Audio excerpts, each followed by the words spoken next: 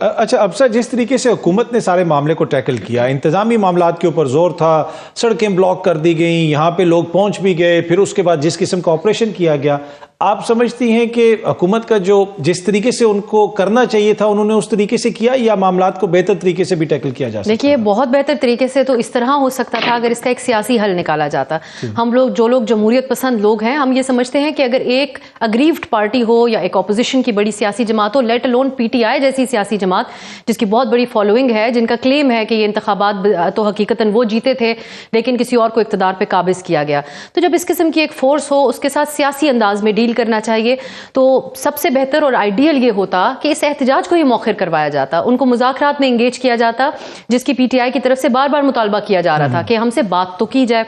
تو لیکن پھر جو واقعات پیش آئے، جس انداز سے بغیر کسی خاص اسٹریٹجی کے پی ٹی آئی اس حد تک ضرور کامیاب ہوئی یہ اسٹیبلش کرنے میں کہ ان کے ساتھ جو کارکنان ہیں ان کو لا کر وہ ڈی چوک اپنے اعلان کے مطابق پہنچا سکتے ہیں، لیکن اس کے بعد obviously کوئی اسٹریٹجی نہیں تھی، پارٹی کی سیاسی قیادت جو نہیں تھی۔ مسنگ وہاں پہ نظر نہیں آ رہی تھی، چند لوگ تھے، اس کی وجہ سے آپ کو کوئی حیرت ہوئی کہ کدھر ہیں وہ سارے لوگ؟ ان کی مرکزی قیادت کہیں پہ بھی نہیں تھی۔ مرکزی قیادت نہیں تھی، لیکن وہ کافی عرصے سے ہی کچھ لوگ روپوش تھے، وہ تو ہمیں اندازہ تھا کہ بہت سے چہرے نظر نہیں آئیں گے۔ پی ٹی آئی کی اسٹریٹجی بھی یہ نظر آتی تھی کہ لیڈران خود ذرا اپنے آپ کو پیچھے رکھیں، اور ایک عوام کی سپورٹ جس کا ان کا نہ صرف دعویٰ ہے، وہ بہت حقیقت کے قریب بھی ہے کہ ان کے میسز کے اندر ان کی ایک سپورٹ ہے پی ٹی آئی کی، تو کہیں نہ کہیں شاید یہ خیال ظاہر کیا جا رہا تھا کہ وہ آرگینکلی لوگ بھی باہر نکل آئیں گے۔ لیکن یہاں پر حکومت کے اعتبار سے جو آپ نے پوچھا، میں سمجھتی ہوں کہ اگر کوئی سیاسی شخصیت ہینڈل کر رہی ہوتی تو بیانات کی حد تک، وزیر داخلہ کی ہم بات کر رہے ہیں، ذرا مختلف نوعیت کے بیانات ہوتے، حالانکہ انہوں نے بہت دھیمے لہجے میں بات کی تھرو آؤٹ، لیکن کچھ ایسے بیانات تھے جو سیاسی لوگ نہیں کرتے۔ رانا ثناء اللہ صاحب جو وزیر داخلہ تھے وہ بھی کہتے تھے، بڑی سخت بات کہتے تھے، لیکن وہ جملہ ہوتا تھا قانون ہاتھ میں نہیں لینے دیں گے۔ گولی، بلٹ، اس قسم کے الفاظ تب نہیں استعمال کیے جانے چاہیے جب ریاست کے سامنے پاکستانی ہی لوگ ہوں۔ البتہ اب حکومت کا تو کلیم یہ ہے کہ اس میں بہت سارے غیر ملکی بھی تھے، that is a separate debate, لیکن میں یہ سمجھتی ہوں کہ پی ٹی آئی کی طرف سے اسلام آباد میں انٹر ہو جانا، ڈی چوک تک بھی جانا، لیکن کیا ان کو یہ معلوم نہیں تھا کہ اس کے بعد جس کی اجازت نہیں دی گئی تو ریاست کا کیا رد عمل ہو سکتا ہے، اس کا ہمیں کیا نقصان ہوگا؟ اگر آگے آپ بات کریں گے تو مجھے بہت دکھ بھی ہے اس بات کا کہ جو نوجوان ورکر پی ٹی آئی کے ساتھ آیا، ان کو ذمہ داری کے ساتھ ان کے حوالے سے ایک ذمہ دارانہ اپروچ جماعت نے کیوں نہیں، ان کو اس کو مد نظر رکھتے ہوئے کہ وہ کسی مشکل کا شکار نہ ہو۔ 9 مئی کے کئی ایسے لوگ تھے جن کو ابھی تک مقدمات کا سامنا ہے، ملٹری ٹرائل کا سامنا ہے، کیوں اس حوالے سے پارٹی نے غیر سنجیدگی کا، غیر ذمہ داری کا مظاہرہ کیا؟ یہ میرے لیے ایک بہت تشویش کی۔ اچھا اب صاحب، کوئی مذاکرات ہو رہے تھے؟ اس لیے کہ محسن نقوی صاحب کے مختلف بیانات آتے رہے، جی بات ہو رہی ہے، نہیں ہو رہی، بات نہیں کریں گے، لیکن جیل میں بھی جا کے خان صاحب سے ملاقاتیں ہوتی رہیں، لوگ گئے، تو کوئی مذاکرات اسٹیبلشمنٹ کے یا حکومت کے پاکستان تحریک انصاف سے ہو رہے تھے؟ دیکھیں، مذاکرات کے دو معنی لیے جا سکتے ہیں۔ کافی عرصے سے یہ بات ہو رہی تھی کہ جو پی ٹی آئی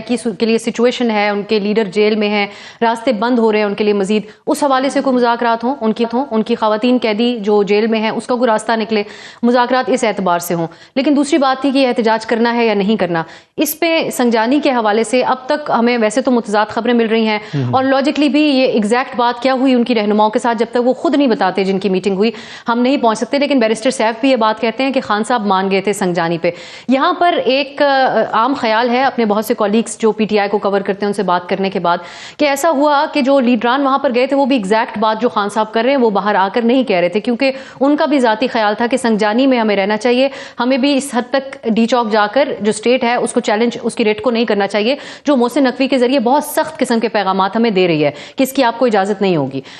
لیکن اطلاعات یہ بھی ملتی ہیں ہمیں کہ ان کو یہاں تک بھی کہا گیا خان صاحب کی طرف سے، اور میں غلط بھی ہو سکتی ہوں، وہ لیڈران جو ان سے ملے وہ زیادہ بہتر خبر دے سکتے ہیں یا خان صاحب خود بتا سکتے ہیں، کہ یہ بھی کہا گیا کہ بشرا بی بی جو ہیں فائنل کال انہی کی ہوگی کہ ڈی چوک میں بیٹھنا ہے یا سنجانی میں۔ تو میں سمجھتی ہوں کہ جماعت کی طرف سے بالکل کلیئرٹی نہیں تھی۔ کلیئرٹی تب آتی کہ جب وہاں سے نکل کے بیرسٹر صاحب خود گوہر صاحب بطور پارٹی چیئرمین اعلان کرتے۔ تو پی ٹی آئی کے لیے بدقسمتی یہ بہت زیادہ ہوئی کہ انہوں نے جو کچھ گین کیا تھا انٹرنیشنل لیول کے اوپر اپنے لیے آواز اٹھا کے، احتجاج کروا کر، خطوط لکھوا کر، وہ ساری چیزوں کو لوز کیا گیا، لیکن اس میں سیاسی قیادت کا رول نہیں تھا، بلکہ خان صاحب کی ایڈیا کا تھا۔ یہ جو کریک ڈاؤن وغیرہ ہوا ہے، اب اگین جو ویژولز آ رہے ہیں وہ ویژولز تو اگین ان کی سٹوری کو تو سپورٹ کرتے ہیں، انٹرنیشنلی تو وہ ان کے نیریٹو کو سپورٹ کرتے ہیں کہ یہاں پہ کریک ڈاؤن ہو رہا ہے، ظلم ظلم ہو رہا ہے, جبر ہو رہا ہے. دوسری طرف حکومت کے پاس بھی بہت کچھ ہوگا بتانے کے لیے کہ کون سی دنیا میں ایسا ملک ہوتا ہے جہاں پر اگر جلسے کی اجازت ایک جگہ کی نہ ملے اور آپ کتنے بھی اگریوڈ کیوں نہ ہو, آپ کو ریاست سے, ان کے طریقہ کار سے, حکمراں جماعتوں سے, آپ